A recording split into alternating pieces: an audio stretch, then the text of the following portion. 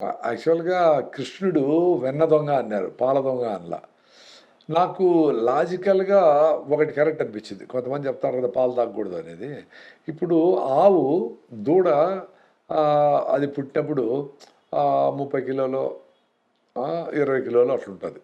అది 6 నెలల్లో ఓ 10 కిలోలు, 15 కిలోలు పెరుగుతది. 20 కిలోల్లో పెరుగుతది.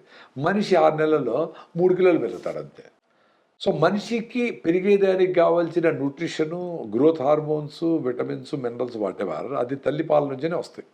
అట్లే ఆవు పాల నుంచి దూడకొస్తాయి.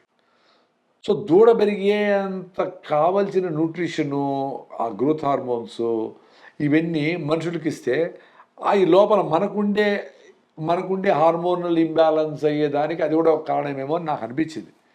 అందుకని నేను ఆపేసి దానికి తోడు పెడితే పెరుగైతే అది బ్యాక్టీరియా డైజెస్ట్ చేసి లాక్టోబాసిలస్ బాగా సమృద్ధిగా ఉండి దాన్ని చిలికి వెన్న నెయ్యి చేస్తే సూపర్. ఆ నెయ్యి బ్రెయిన్కి మంచిది, కంటి వాటెవర్ అది చాలా గొప్పది నెయ్యి. అది ఏది తెలిసిన పాల నుంచి చేస్తే మంచి, అంటే బయట తిరిగిన ఆవులు వాటి పాలు అవి చేస్తే ఆ నెయ్యి తినండి. మజ్జిగ సూపర్, మజ్జిగ తాగండి. ఆ మజ్జిగ పులసబెడితే మీ పొట్టలో గట్టి మైక్రోబియం బాగా ఇంప్రూవ్ అయ్యి మీరు హాయిగా పొట్ట చల్లగా ఉంటే ఆనందంగా ఉంటారు.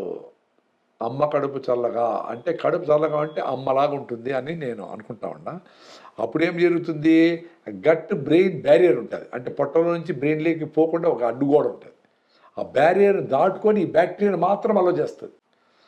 పోయి ఆ బ్రెయిన్లో ఉండే బ్యాక్టీరియాతో అవి అర్థం చేసుకొని మాట్లాడతా, ఆడతా, పడతా వాటెవర్ సమ్ డాన్స్ చేస్తూ ఉంటాయి. కాంతారా సినిమాలో లాస్ట్‌లో వాళ్ళ నాయన కొడుకు డాన్స్ చేస్తారే అట్లా తిరుగుతూ ఉంటుంది.